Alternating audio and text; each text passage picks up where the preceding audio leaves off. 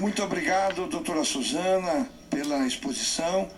E eu, de imediato, concedo a palavra à juíza titular da terceira vara especializada em família e sucessões de Várzea Grande do Mato Grosso, a doutora Eunice Jaqueline da Costa Silva Cheruli. Eu trouxe um vídeo, gostaria que fosse rodado, de 1 minuto e 28 segundos. Antigamente, em caso de separação, os filhos ficavam automaticamente com a mãe. Mas aos poucos essa realidade mudou e as responsabilidades foram divididas. A jornalista Aline Marques é mãe de 2 filhos, de 7 e de 4 anos. Após se separar, pensou primeiramente no bem-estar das crianças e não teve dúvidas ao optar pela guarda compartilhada. Nada mais é do que dividir as responsabilidades e as decisões dos nossos filhos.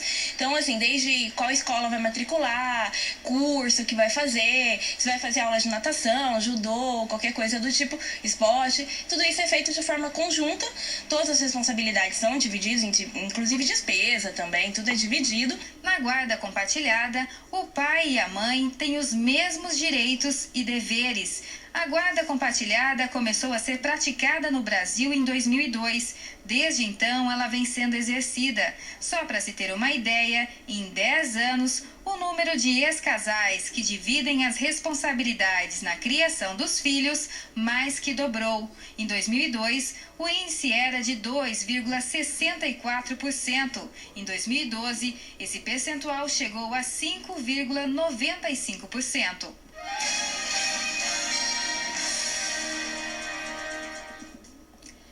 Excelentíssimo senhor senador Moca, excelentíssimo senhor senador Jaime Campos, senhores aqui presentes, caros oradores. Eu registro também nessa oportunidade o meu agradecimento ao desembargador Orlando de Almeida Perry, presidente do Tribunal de Justiça do Estado de Mato Grosso, ao desembargador Márcio Vidal, presidente em exercício, desembargador Sebastião de Moraes Filho, digníssimo Corregedor-Geral da Justiça do Estado de Mato Grosso, e ao diretor da Escola Superior da Magistratura, ESMAGES, desembargador Paulo da Cunha. Agradeço a todos os colegas do TJ. Vou me ater à minha anotação, porque o tempo é curto e não quero dispersar e nem perder o raciocínio.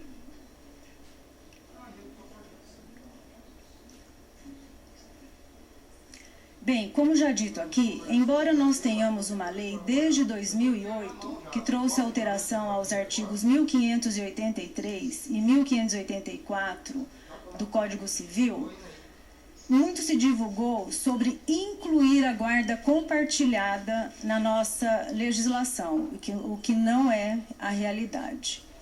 A guarda compartilhada passou a existir legalmente em 2002. Há 6 anos ela é praticada de forma acanhada, trazendo para nós, então, essa estatística. Em 2002, 2,64%. Em 2008, com a lei aprovada, 3,99%. E em 2012, apenas 5,95% de ambos exercem essa modalidade de guarda.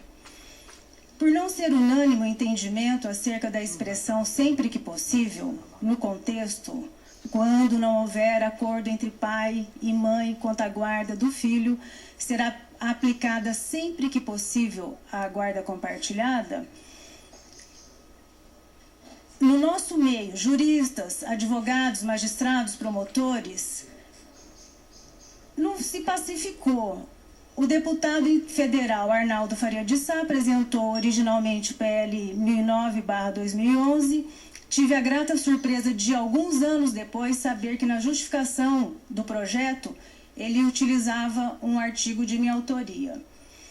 Essa, aprovada uma vez na Câmara, seguiu para o Senado e também, o que seria motivo de alegria para muitas famílias, no dia 29 de outubro passado, agora recentemente, virou um dia frustrante, porque infelizmente houve um pedido de retirada de votação e veio parar onde nos encontramos hoje aqui. Um dos motivos da retirada, como já abordado aqui pela mesa, foi, pelo senador Romero Jucá, foi a questão da violência contra a criança, solicitando encaminhamento a essa comissão, e ele associou a questão ao caso do menino Bernardo, que foi pela mídia muito divulgado. Esse argumento não justifica a intenção e nós vimos aqui, inclusive, publicado já, massificado, a própria fala da avó. Trago aqui as imagens porque já está na mídia disponível. A avó diz que, lá nós temos em destaque a ponderação. Pode-se afirmar cabalmente que se a proposta original do PLC 117/2013 estivesse promulgado no curso da vida de Bernardo Uglione, a alienação parental seria praticamente eliminada e talvez até impedido a sua morte, o que se tornaria bem mais difícil de acontecer. Nessa comissão de assuntos sociais, o senador Jaime Campos requereu essa audiência e aqui nós estamos para tratar de assuntos que dizem diretamente ao convívio familiar de 20 milhões de jovens, crianças e adolescentes. 20 milhões. 20 milhões, senhores, senhor presidente, senhor senador Jaime Campos, não pode ser tratado como exceção. 20 milhões em nenhum cálculo matemático é minoria, num total de 60 milhões. Os senhores hão de convir que nós temos aqui que fazer a diferença. Não estamos reunidos nessa manhã para mais um blá blá blá, me desculpem, mas eu trago aos senhores e os chamo para essa luta aqui, ó. O mundo não será destruído por aqueles que fazem o mal, mas por aqueles que o olham e nada fazem. Nós somos os que olham e podem fazer a diferença e podem fazer alguma coisa nessas vidas. Vamos seguir, que temos um tempo. E, presidente, eu quero comunicar ao senhor que eu me apropriei dos minutos na forma de uso capião da doutora Suzana. Eu fiquei de olho no cronômetro e me apropriei, né? E tenho aqui já meu advogado, né, Simão, para me defender aqui. Está defendida. Já está defendido. Bem, vamos lá. O temor da ocorrência dessa violência não é descabido, de forma alguma. A gente não pode também virar as costas para o que foi fato e foi trágico. Mas nós temos uma vasta e eficaz legislação voltada para estas questões, dentro do que prevê e estabelece o Estatuto da Criança e do Adolescente e também o ordenamento penal. O que não se pode mais admitir frente a toda mudança e alteração nos padrões e legislação brasileira acerca do direito de família é que pai e mãe, figuras de convivência diária na vida dos filhos, enquanto dura a união entre os genitores, passem a ser tidos e vistos como visitas, visitantes, visitações. Esse termo tem que ser riscado da legislação. Não se pode mais impor visitação às crianças e jovens que anseiam pela convivência, aos genitores que se mostram aptos e também anseiam pela continuidade de uma vida familiar. Desculpem-me os colegas que conosco fazem e proporcionam a prestação jurisdicional se me volto de forma desapegada às expressões tão gastas para a não aplicabilidade da guarda compartilhada. Rechaço mesmo, porque a sociedade cansada, diante da acanhada aplicação da guarda nesta forma, clama por detalhamentos e aclaramentos do que já foi estabelecido em 2008. Sobejam instrumentos e temos abundância de textos legais, inclusive constitucionais, a fundamentar e garantir a sua aplicação ou a sua não aplicação. A Constituição Federal garante com absoluta prioridade à família, à criança e ao adolescente o direito de convivência familiar, friso aqui, sublinho, friso, e comunitária, colocando-os a salvo de toda forma de negligência, me desculpem, exploração, violência, crueldade e opressão. Artigo 227 do texto constitucional. O artigo 15 do ECA garante à criança e ao adolescente o direito à liberdade, ao respeito e à dignidade como pessoas em processo de desenvolvimento. E o artigo 16 destaca o direito à liberdade, que compreende participar da vida familiar e comunitária sem discriminação. Avançando no texto, tão festejado e tão reconhecido, inclusive pelos estudos que envolvem direito comparado, lemos no artigo 19 do Estatuto que toda criança ou adolescente tem direito a ser criado e educado no seio de sua família, senhores, família. Não é no seio da sua mãe nem do pai, família.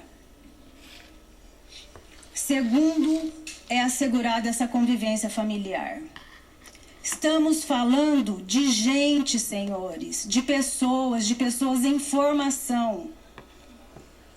E eu trago aqui um clamor, porque gado a gente marca, tange, ferra, engorda e mata. Mas com gente tem que ser diferente. 2 artigos adiante da legislação que nós estamos analisando, nós vimos que o poder familiar será exercido em igualdade de condições pelo pai e pela mãe. Artigo 21. Continuo no meu uso capião aqui. E, finalmente, no artigo 22, cabe aos pais o dever de sustento, guarda e educação dos filhos menores. Aos pais. Dever. Falamos de um universo, volto a frisar, de 20 milhões de crianças, adolescentes, segundo o IBGE. O que nos falta é clareza acerca dos efeitos das rupturas. Em um casal que se separa, surge a figura do ex, que não abrange senão a relação homem-mulher. Esse é o raio de ação de um divórcio, de uma separação. Existe ex-mulher, ex-marido, ex-companheiro, ex-companheira, mas nunca, jamais vai existir ex-filho, ex-filha, ex-pai, ex-mãe e ex-família. A família e seus vínculos perdurarão para sempre, porque família não acaba. Família nunca acaba. É tardia a necessidade de não mais se possibilitar sejam os filhos usados como peça ou mesmo como uma tecla que, acionada, dê continuidade a discussões de relações fracassadas entre 2 adultos. Temos um alto preço a pagar num breve futuro de jovens com cicatrizes incuráveis, vítimas da omissão e descompromisso do Estado. Por todo o explanado, senhores, senhor presidente, senhor senador, é que defendo seja o texto inalterado, afirmando que essa aprovação vai garantir o aumento da modalidade da guarda compartilhada numa progressão inversa aos casos de alienação parental. Aprovar o projeto é meio de inibir essa prática odiosa e tão corriqueira no nosso meio.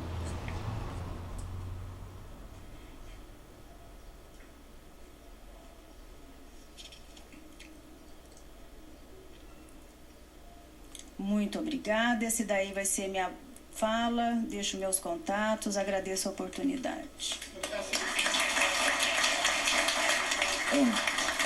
Muito obrigado.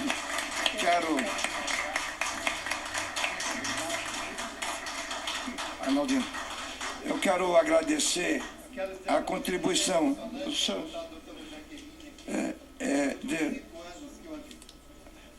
Doutora, eu quero agradecer a contribuição